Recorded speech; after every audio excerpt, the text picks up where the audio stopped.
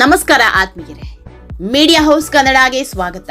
ವಿಧಾನ ಪರಿಷತ್ ಚುನಾವಣೆ ವೇಳೆ ನಡೆದ ಅಡ್ಡ ಮತದಾನವನ್ನ ಬಿಜೆಪಿಯ ದಿಲ್ಲಿ ನಾಯಕರು ಸಹಿಸಿಕೊಳ್ತಾ ಇಲ್ಲ. ಇದು ಪಕ್ಷಕ್ಕೆ ಮಾಡಿದ ಮಹಾಮೋಸ ಅಂತ ಫುಲ್ ರೆಬೆಲ್ ಆಗಿದ್ದಾರೆ. ಯಾಕಂದ್ರೆ ಬಹುತೇಕ ರಾಜ್ಯಗಳಲ್ಲಿ ಈಗ ದೊಡ್ಡ ದೊಡ್ಡ ಪಕ್ಷದ ನಾಯಕರೇ ತಮ್ಮ ಪಕ್ಷ ಬಿಟ್ಟು ಬಿಜೆಪಿ ಸೇರ್ತಿದ್ದಾರೆ.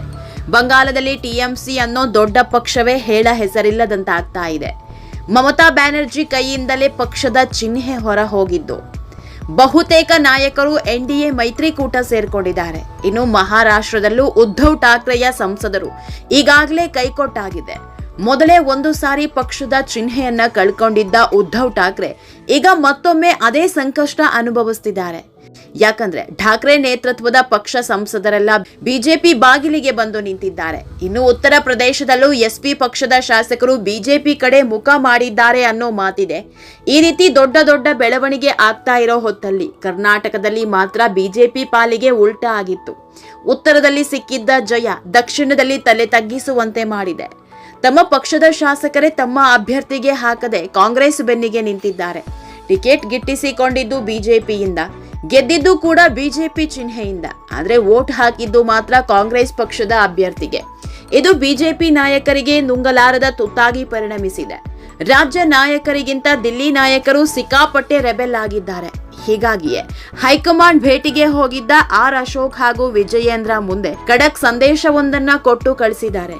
ನಿಮಗೆ ಗೊತ್ತಿರೋ ಮಾಹಿತಿಯನ್ನ ನಮಗ್ ಕೊಡಿ ಸಾಕು, ಮುಂದಿನದನ್ನ ನಾವ್ ನೋಡ್ಕೊಳ್ತೀನಿ ಅಂದಿದ್ದಾರಂತೆ. ಇದೆಲ್ಲದ್ರ ಬಗ್ಗೆ ಇವತ್ತಿನ ವಿಡಿಯೋದಲ್ಲಿ ಹೇಳ್ತಾ ಹೋಗ್ತೀವಿ. ಅದಕ್ಕೂ ಮೊದಲು ನೀವಿನ್ನೂ ನಮ್ಮ ಚಾನಲ್ನ ಸಬ್ಸ್ಕ್ರೈಬ್ ಮಾಡಿಲ್ಲ ಅಂದ್ರೆ ಮಿಸ್ ಮಾಡಬೇಡಿ, ಈಗಲೇ ಸಬ್ಸ್ಕ್ರೈಬ್ ಮಾಡಿ. ಈ ವಿಡಿಯೋನ ಕೊನೆವರೆಗೂ ನೋಡಿ, ನಿಮ್ಮ ಅನಿಸಿಕೆಗಳನ್ನ ಕಾಮೆಂಟ್ ಮಾಡಿ. ಆತ್ಮೀಯರೇ, ಪರಿಷತ್ ಚುನಾವಣೆಯಲ್ಲಿ ಬಿಜೆಪಿಯಲ್ಲಿ ಕ್ರಾಸ್ ವೋಟಿಂಗ್ ಆಗಿದೆ ಅನ್ನೋದು ಗೊತ್ತಾಗ್ತಾ ಇದ್ದಂತೆ ದಿಲ್ಲಿ ನಾಯಕರು ಫುಲ್ ಸಿಟ್ಟಾಗಿದ್ದಾರೆ. ಹೀಗಾಗಿ ಚುನಾವಣೆ ನಡೆದ 2 ದಿನಕ್ಕೆ ಸತ್ಯಶೋಧ ಸಮಿತಿಯೊಂದನ್ನ ರಚಿಸಿದ್ರು. ಸಿಟಿ ರವಿ ನೇತೃತ್ವದಲ್ಲಿ ದಿಲ್ಲಿ ನಾಯಕರಿಗೆ ವರದಿ ಕೊಡುವಂತೆ ಸೂಚನೆ ನೀಡಿದ್ರು. ಅಲ್ಲದೆ ಹೈಕಮಾಂಡ್ ನಾಯಕರು ತಮ್ಮ ಮೂಲಗಳಿಂದಲೇ ಒಂದಿಷ್ಟು ಮಾಹಿತಿಯನ್ನು ತರಿಸಿಕೊಂಡಿದ್ರು. ಹೀಗಾಗಿ ಈ ಅಡ್ಡ ಮತದಾನ ನಡೆದು 1 ವಾರ ಕಳೆದ ಬಳಿಕ ವಿಪಕ್ಷ ನಾಯಕ ಆರ್ ಅಶೋಕ್ ಹಾಗೂ ರಾಜ್ಯಾಧ್ಯಕ್ಷ ವಿಜಯೇಂದ್ರರನ್ನ ದಿಲ್ಲಿಗೆ ಕರೆಸಿಕೊಂಡಿದ್ರು. ಈ ವೇಳೆ ಬಿಜೆಪಿ ರಾಷ್ಟ್ರಾಧ್ಯಕ್ಷ ನಿತಿನ್ ನವೀನ್ ಮಹತ್ವದ ಚರ್ಚೆ ನಡೆಸಿದ್ದಾರೆ. ಕ್ರಾಸ್ ವೋಟಿಂಗ್ ಆಗಿದ್ದರ ಬಗ್ಗೆ ರಾಜ್ಯ ನಾಯಕರ ಬಳಿ ಇದ್ದ ಮಾಹಿತಿ ಪಡೆದುಕೊಂಡಿದ್ದಾರೆ. ಇಂಟ್ರೆಸ್ಟಿಂಗ್ ಅಂದ್ರೆ ರಾಜ್ಯ ನಾಯಕರು ಮಾಹಿತಿ ನೀಡೋದಿಕ್ಕೂ ಮೊದಲೇ ಎಲ್ಲಾ ಮಾಹಿತಿ ದಿಲ್ಲಿ ನಾಯಕರ ಅಂಗಳ ಸೇರಿಯಾಗಿತ್ತು. ಅಶೋಕ್ ಹಾಗೂ ವಿಜಯೇಂದ್ರ ನೀಡಿದ್ದಕ್ಕಿಂತಲೂ ಹೆಚ್ಚಿನ ಮಾಹಿತಿ ದಿಲ್ಲಿ ನಾಯಕರ ಕೈ ಸೇರಿದೆ. ತಮ್ಮ ಮೂಲಗಳಿಂದ ಎಲ್ಲಾ ಮಾಹಿತಿಯನ್ನ ತರಿಸಿಕೊಂಡಿದ್ದಾರೆ. ಪರಿಷತ್ ಚುನಾವಣೆಯಲ್ಲಿ ಗೌಪ್ಯ ಮತದಾನ ನಡೆಯೋದ್ರಿಂದ ಯಾರ್ಯಾರಿಗೆ ವೋಟ್ ಹಾಕಿದ್ರು ಅನ್ನೋದು ಗೊತ್ತಾಗಲ್ಲ. ಇದನ್ನೇ ಬಂಡವಾಳ ಮಾಡಿಕೊಂಡು ಅಡ್ಡ ಮತದಾನ ಮಾಡಿದ್ದಾರೆ. ಆದ್ರೆ ತಮ್ಮದೇ ಮೂಲಗಳಿಂದ ಯಾರ್ಯಾರು ಪಕ್ಷಕ್ಕೆ ಕೈ ಕೊಟ್ಟಿದ್ದಾರೆ ಅನ್ನೋ ಮಾಹಿತಿಯನ್ನ ದಿಲ್ಲಿ ನಾಯಕರು ಕಲೆ ಹಾಕಿದ್ದಾರೆ. ಹೀಗಾಗಿಯೇ ದಿಲ್ಲಿ ನಾಯಕರ ಜೊತೆಗಿನ ಸಭೆ ಮುಗಿತಾ ಇದ್ದಂತೆ ಆರ್ ಅಶೋಕ್ ಅಚ್ಚರಿಯ ಹೇಳಿಕೆ ನೀಡಿದ್ದು, ಅಡ್ಡ ಮತದಾನದ ಬಗ್ಗೆ ನಮಗೂ ಮೊದಲೇ ಅವರು ಮಾಹಿತಿ ಪಡೆದುಕೊಂಡಿದ್ದಾರೆ.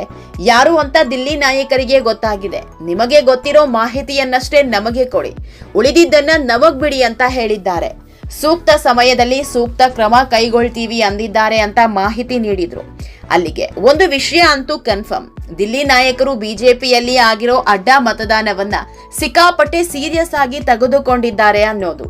ಬಿಜೆಪಿ ಅಂದ್ರೆ ತುಂಬಾನೇ ಶಿಸ್ತಿನ ಪಕ್ಷ ಅನ್ನೋದಿದೆ. ಪಕ್ಷ ವಿರೋಧಿ ಚಟುವಟಿಕೆ ಮಾಡಿದವರು, ಪಕ್ಷಕ್ಕೆ ದ್ರೋಹ ಮಾಡಿದವರನ್ನ ಯಾವತ್ತೂ ಕೂಡ ಬಿಜೆಪಿ ಸಹಿಸಲ್ಲ.